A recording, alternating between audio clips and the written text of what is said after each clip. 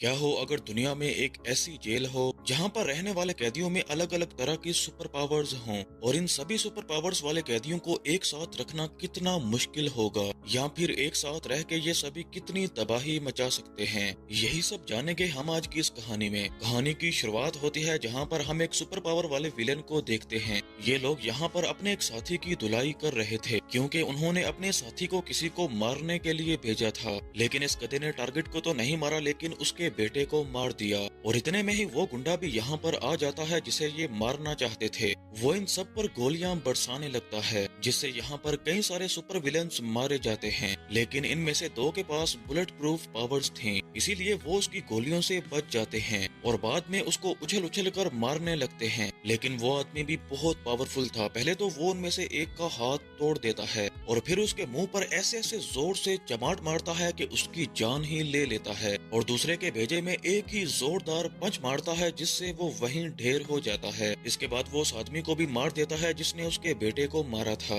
मगर इतने में यहाँ पर बहुत सारी पुलिस की गाड़ियां आ जाती हैं जिससे उसको पकड़ लिया जाता है। इसके बाद हमें दिखाया जाता है कि कुछ टाइम पहले दुनिया में एक खतरनाक तबाही फैली थी। आधी से ज्यादा दुनिया बर्बाद हो चुकी थी और ऐसा इसलिए हुआ था क्योंकि न्यूक्लियर वेपन का यूज हुआ था, जिससे खतरनाक तबाही मची और बहुत से लोग अपनी जान से हाथ धो बैठे। जमीन पर जिंदा रहने के लिए जो भी रिसोर्सेज थे वो सभी खत्म हो चुके थे और जितने भी रिसोर्सेज बचे थे उनको पाने के लिए अलग अलग कंट्री एक दूसरे से जंग करने लगी। और जो इस वार में जिंदा बच गए थे तो रेडिएशंस की वजह से उनकी बॉडी में कुछ अलग ही हलचल होने लगी, जिसमें से कुछ तो मर गए और कुछ में सुपर पावर्स आ गए। लेकिन पावर्स आने के बाद ये लोग और भी ज्यादा हरामी हो गए। इन्होंने अपनी ताकत का गलत इस्तेमाल किया और बाकी बचे हुए रिसोर्सेज हासिल करने लगे। इन्होंने दुनिया में और भी ज्यादा तबाही मचा दी जिससे और भी ज्यादा लोग मरने लगे। और इन सभी लोगों को कंट्रोल करने के लिए सरकार ने एक ऐसी जेल बनाई जहां पर इन सभी को रखा जा सके। कहानी की स्टार्टिंग में हमने जिस आदमी को देखा था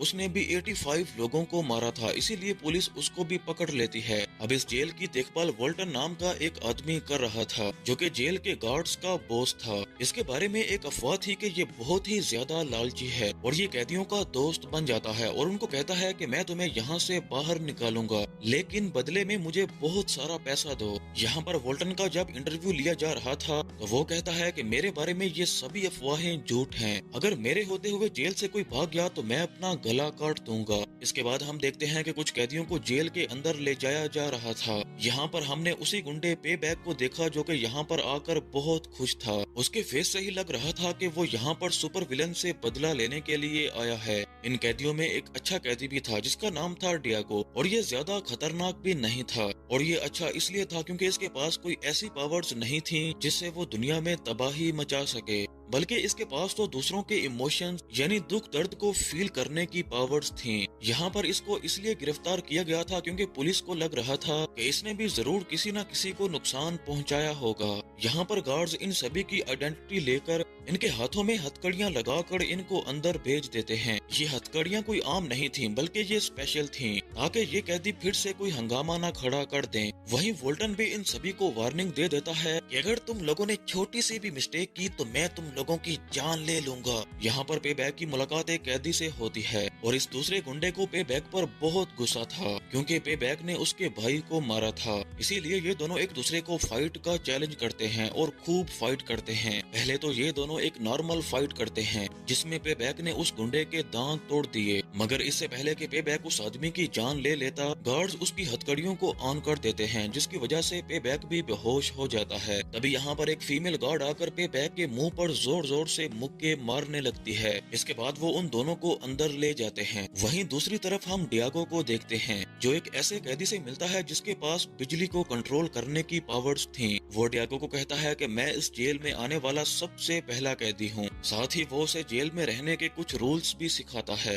अब डियागो यहाँ पर सबसे खतरनाक कैदी के बारे में जानने की कोशिश करता है क्योंकि उस कैदी के पास कुछ ऐसी पावर्स थी जिससे वो अपने ब्रेन से किसी को भी कंट्रोल में कर सकता है, यानी कि इंसानी दिमाग को भी। जो भी उसको नुकसान पहुंचाने वाला होता है वो उसके दिमाग में घुस जाता है, जिससे उसे मारने वाला अपनी ही जान ले लेता है। यहाँ पर वो इलेक्ट्रिक मैन डियागो को समझाता है कि देखो, उस आदमी के बारे में तुम ना ही जानो तो अच्छा है, और हाँ, तुम भी उससे दूर रहना। अगर तुम उसके पास गए तो तुम्हारी भी जान जा सकती है। अब एक दिन लोग को एक अंधेरे कमरे में लाया गया, क्योंकि यहाँ पर बॉस उससे बात करना चाहता था। यहाँ पर वॉल्टर लोग को कहता है कि देखो, मैं बहुत ही जल्द रिटायर होने वाला हूँ, तो इसीलिए जितना जल्दी हो सके तुम मेरा काम कर दो, यानी कि अपने अकाउंट से कुछ पैसे मेरे अकाउंट में ट्रांसफर कर दो, जो कि तुमने बैंक की लूट से चुराए थे। वॉल्टर लोग को धमकी देता है और कहता है कि अगर तुमने मेरा काम नहीं किया तो मैं तुम्हें जान से मरवा दूंगा। इसके बाद हम जेल के हॉस्पिटल को देखते हैं, जहाँ पर एक जख्मी गुंडे का इलाज किया जा रहा था,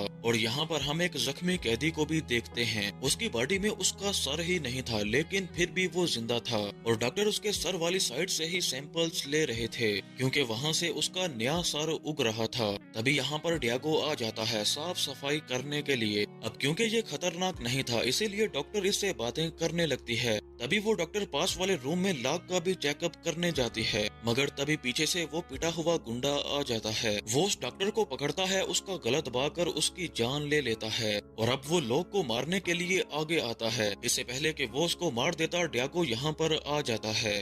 वो उसको ऐसा करने से रोकता है, मगर वो गुंडा तो उल्टा डियागो को भी मारने लगता है। मगर डियागो भी बहुत शातिर था, इसीलिए वो उस पर हमला करके उसको नीचे गिरा देता है, और ऐसा करके उसने लोग की जान बचा ली थी। और ये खबर पूरी जेल में फैल चुकी थी, जिससे कि सभी कैदी डियागो से बहुत इम्प्रेस होते हैं, क्योंकि इसने अपनी दरियादिली दिखाकर लोग की जान बचाई थी। इसके बाद लोग डियागो को अपने पास बुलाता है और उसको थैंक्स बोलता है। वहीं दूसरी तरफ वॉल्टर की बॉस को भी पता चल जाता है कि वॉल्टर ने अपने कैदी से डील की है। वो वॉल्टर के पास आकर पूछती है और कहती है कि ये सब तुमने क्यों किया। वॉल्टर कहता है कि तुम प्लीज मेरी ये बात को छुपा कर रखना, और अगर तुम ऐसा करोगी तो मैं तुम्हारे लिए बहुत पैसा छोड़ के जाऊंगा और तुम्हारी प्रमोशन भी करवा दूंगा। लेकिन अगर तुमने मेरा भांडा फोड़ दिया तो मैं अपने कॉन्टेक्ट्स का यूज करके तुम्हें जॉब से ही फारिग करवा दूंगा।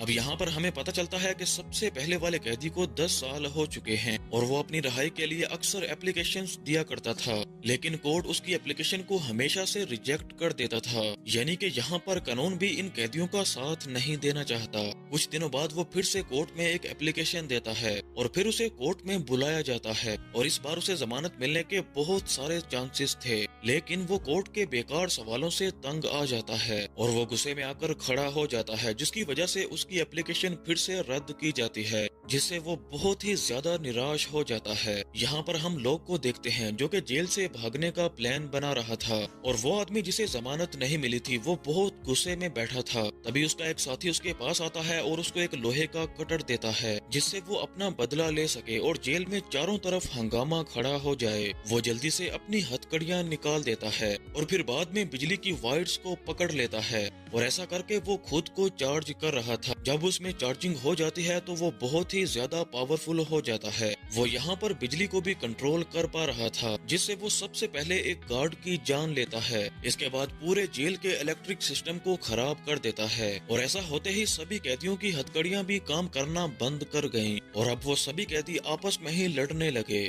जिससे चारों तरफ अफरा तफरी फैल गई। वॉल्टर यहाँ पर कहता है कि जल्दी से जनरेटर ऑन करो, जिससे दोबारा से हथकड़ियां चलने लगें, और जैसे ही जनरेटर ऑन होता है ये सभी बेहोश होने लगते हैं। इसके बाद सभी कैदियों को पकड़ के उनके सेल्स में छोड़ दिया जाता है, लेकिन वो पहला कैदी यहाँ पर नहीं था। वो जेल के हॉस्पिटल में चला जाता है, मगर उसके बारे में जेल की एक गार्ड को भी पता चल जाता है। वो पीछे से जाती है और उस पर हमला करके उसको नीचे गिरा देती है। अब वॉल्टर उस गार्ड को हुक्म देता है कि इसको मार दो, क्योंकि ये सारा हंगामा इसी की वजह से ही हुआ, और वो ऑफिसर ऐसा ही करती है। वो उस पर बहुत ही खतरनाक तरीके से वार करती है, जिससे उसकी जान चली गई। इस हंगामे में इस जेल में 12 कैदी मारे जा चुके थे। इसके बाद बॉस डियागो को अपने पास मिलने के लिए बुलाता है। जब डियागो वहाँ पर जाता है तो बॉस ने उसको एक टॉर्चर चैम्बर दिखाया, जहाँ पर इस जेल के कैदियों को टॉर्चर किया जाता था। अब वॉल्टर को लगता है कि इस सारी तबाही के पीछे जरूर लोग का भी कोई हाथ है, क्योंकि लोग और डियागो एक दूसरे के के काफी करीब थे। इसीलिए बॉस डियागो को कहता है कि मुझे लोग के प्लान के बारे में बताओ, और अगर तुमने मुझे नहीं बताया तो मैं तुम्हें टॉर्चर करूंगा। अब डियागो उसको सब कुछ बता देता है, लेकिन इसमें कोई भी खास जानकारी नहीं थी, तो इसीलिए वो डियागो को यहाँ से जाने के लिए कहता है और खुद लोग के पास मिलने के लिए जाता है। वो उसको कहता है कि यहाँ से भागने का सोचना भी मत, और जल्द से जल्द वो सारे पैसे मेरे अकाउंट में ट्रांसफर कर दो। अब क्योंकि लोग के पास भी भागने का कोई और तरीका तो नहीं था, इसीलिए वो समझौता करने के लिए मान जाता है। साथ ही वो ये भी कहता है कि मुझे इसके लिए थोड़ा और टाइम चाहिए। वहीं दूसरी तरफ सभी कैदियों के पास एक एक लेटर आता है जो कि उन सभी की फैमिलीज की तरफ से दिया गया था, जिसमें उनकी पसंदीदा चीजों का जिक्र था।